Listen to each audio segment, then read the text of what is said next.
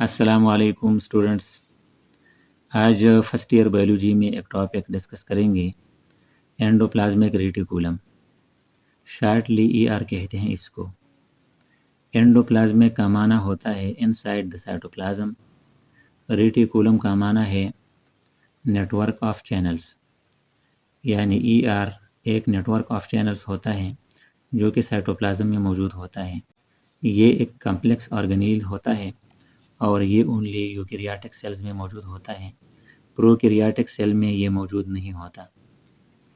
इसके अलावा plasma membrane और न्यूक्लियर मेम्ब्रेन का आपस में ये कंटिन्यू रहता है, यानी एक तरफ से ये प्लाज्मा मेम्ब्रेन के साथ कनेक्टेड होता है तो दूसरी तरफ न्यूक्लियर मेम्ब्रेन के साथ ये अटैच होता है। तो इस तरह से अगर मटेरियल का साइटोप्लाज्म से न्यूक्लियस के अंदर आना होता है या न्यूक्लियस के अंदर से बाहर साइटोप्लाज्म में या फिर साइटोप्लाज्म से बाहर किसी दूसरी सेल की तरफ ट्रांसपोर्ट होना होता है किसी मटेरियल का, तो उसमें एक बेसिक रोल प्ले करते हैं। अगर मॉर्फोलॉजिकली या जनरली इनकी अपीयरेंस देखें तो इनके दो टाइप्स होते हैं।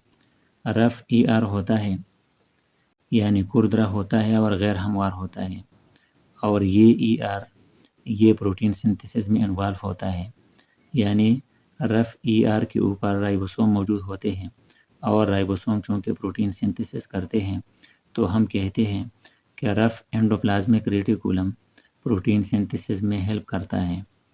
सेकंड नंबर पर स्मूथ ईआर होता है या एसईआर होता है।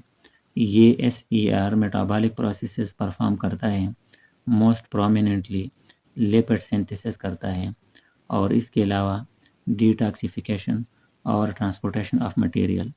डिटॉक्सिफिकेशन वो होती है कि सेल के अंदर कोई टॉक्सिक मटेरियल होता है तो उसको डिटॉक्सिफाई करना ये परफॉर्म करते हैं, और ट्रांसपोर्ट ऑफ मटेरियल यानी एक सेल को दूसरे सेल के साथ कनेक्ट करना मटेरियल ट्रांसपोर्टेशन के सिलसिले में, तो ये काम भी परफॉर्म करते हैं।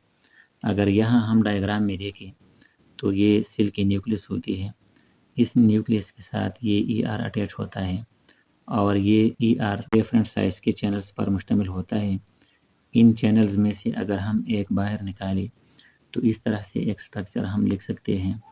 इसमें ये सबसे टॉप का ये एक्सटर्नल स्पेस होता है जो कि यहाँ डायग्राम में क्लियर दिखाई देते हैं, और इसकी गहराई में यहाँ ये इसका ये ट्यूब या चैनल होता है।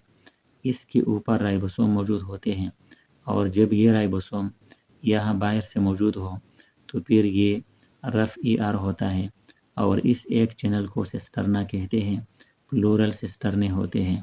ये आज का एक मुख्तसर टॉपिक था, endoplasmic reticulum. Okay, thank you.